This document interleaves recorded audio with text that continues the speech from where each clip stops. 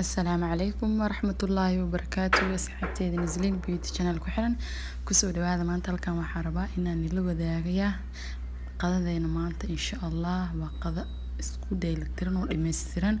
Qadadeena waxay ku saabsan tahay bariis iyo hilib insha Allah. hilibna horaan ay soo geliyay waa aragteen, bariisna sidoo kaleete. hadda marka waxaas asxaabtaada wax yar waa la faa'iideyso. haddana waa kaas halkan waa ku haystaa waa kiilo bar oo hilib geel oo steak asiba qiyaas u soo jarjaranay yaris marmar inaan u jarjarno waa pressure cooker ayaan ku kar rabnaa. haddana waa kaas halkan waxa ku haystaa waa laba xabba basal oo waaweyn aan soo jarjaranaya. hilibka ayaa rabaa inaan ku dalaco insha Allah. waa kaas ujeedaan sidaan u soo jarjaraneynaa ka soo jarjarano kadib haddana waxaa soo jarjaran doonaa kabsartii aan ku dari lahay waaye wixii dhan. waa kaas kabsar iyo toon waa xabada toon isqabtay aan soo fiiqay ilaa xab kabsar waaye. waa kaas waxa ku soo ridinayaa makiinada ku shiidi lahay kadib waa kaas wax yar biyo ku daraya. haddana waa kaasna waa soo shiidaneynaa hilibkii iyo bariiskii iyo waxyaabaha kale ee dhiman aan ku karsanayaa insha Allah. haddana waa kaas sidaas u soo shiidanay. hadda marka waxaan bilaabeynaa hilibkeena waxaan ku darsanaynaa spices keen halkaas waxa kasta curry powder oo laba qaande iyo xawaaji isku dardar iyo filfil wax yar oo yaan shishiid iyo xawaajigan kale isku dardarka qaande insha Allah. halkaas waxa ku hasta waa raqay ya oo laba qaande dhanaan ay u yeelaysaa insha Allah. jumban waa ku soo daray xabad. haddana waxaan soo daray kabsartii hadaaydi aan shiiday toonti waaye saddex qaande kadib haddana waxaan halkan ku haystaa waa plain yogurt ya oo bakeeri nuskiisa plain yogurt ka hadaaysan waxaan ku darsan kartaa maaziyo waa malab. waxaan filaa plain yogurt inaan heli karteen meel kasta ayaa laga helayaa insha Allah. haddana waxaan ku soo darsanayaa laba qaando oo saliid ya kadib intaan si fiican isku dhex gelineynaa baaqliga waa caag isku daboolka waa kadib daboolkiisa lakab ku siineynaa wax yar la dhigaynaa 10 minutes oo kaleete kadib isku soo noqoneynaa. halkaas soo noqonay haddana digsiga dabka soo saartay saliida ku soo shubtay. saliida markay ii soo karkarto waxaa ku soo darsanayaa basashii hadaadi jarjarayay kulli ayaa ku soo daraa waa la xab basal waaweyn. basasha aday badan tahay hilibkaagana macaan ku noqonayaa. marka halkaas basash markaan ku soo shubo waxaa shuweynaa basash intay xoog ka shiilmayso. waa kaas intan halkan waxa ku haystaa waa hilibkeeni oo si fiican ay isku soo dhaxgalay. haddana waa kaas waa ku soo darsanaynaa hilibkeena insha Allah. wax biyo ku dareena marka intaan isku dhaqaajinaynaa. pressure cooker waa daaysan caadi waaye digsiga caadiga ku karsan kartaa balse pressure cooker wuxuu ku fudud yahay dhaqso ayuu ku karinayaa fahmino.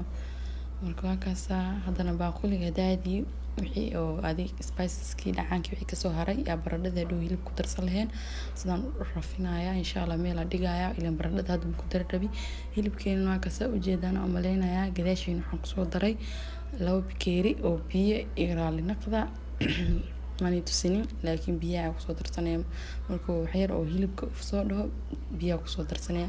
haddana waa kaas hilibkii waa ka soo bixiyay ilaa uu bislaaday kadib waxaa ku soo darsanaynaa waa 4 xabbo baradho aan soo jarjaray. waxaan sugaynaa dhacaanka intuu ku karaayo marka bariiskii sii karsanaynaa. marka waa kaas halkan waxa ku haystaa basal iyo carrot aan soo jarjaray waaye oo bariiska loo kar rabo waa ka soo bixiyay. haddana waxaan ku soo xijinayaa sabiib iyo caleentaas waa taqaaniin amalina saliida basasha aan ku dubtay waaye bariiska ku karamo. haddana waa kaas sabiibkeena oo isoo gaduutay kadib basashii carrot-ka daadin waatana inta noo yaala. hadda marka waxaa ka baxsanayaa wax yar basal mashiintaan wajidin waxaan ku soo shiitay qumbo shidnaa ku soo shiitay masqo dhaqin marka waxaas tahay caadi waaye. haddana waa kaas basashii iyo waxaa isku soo daray yogurt injidin oo bakeeri afkiisoo yogurt bariiska marka rabaa inaan ku karsado ma basashii yogurt marka isku shiidid bariiska macaan ayuu noqonayaa insha Allah. kaas marka soo shiiday haddana wax yar waxa soo qaatay carrot iyo basal tii hadaadi iyo dubneed waaye kabsar caleen ku soo daray curry powder iyo marka jumbo ku soo darsaday bariiska marka biyaha kusoo karinayaa adii wax yar oo wax la rabnaa inuu xoogaho noo yiriiro. Hadda marka waa kaasaa intaan spiceski xirna fiican waa dhaqaajinaynaa. Kadib waxaan kusoo darsanaynaa yogurtkeeni iyo hadaayadii ay shiidanayeen iyo basashii insha Allah. intaan la isku dhaqaajinayaa markaasa wax kale biyo ma lagu daraayo ma jeediino. Marka waa dabooleynaa wax yar waxa sugeynaa inta ka soo karkareyso insha Allah nala socda.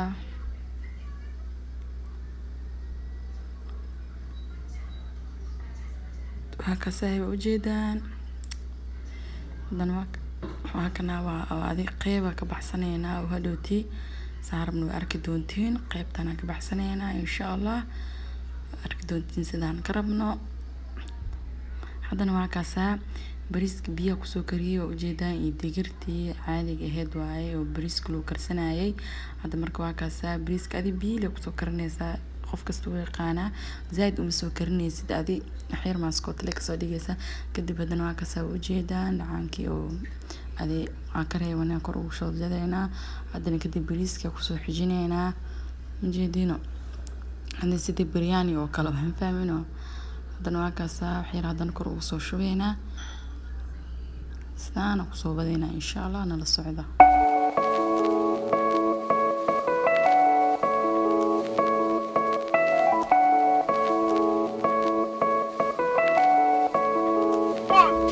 ujeedaan insha Allah sidaan ayaa kusoo wadanay. haddana bariiskeena markuu noo soo karo isku soo noqonaynaa insha Allah.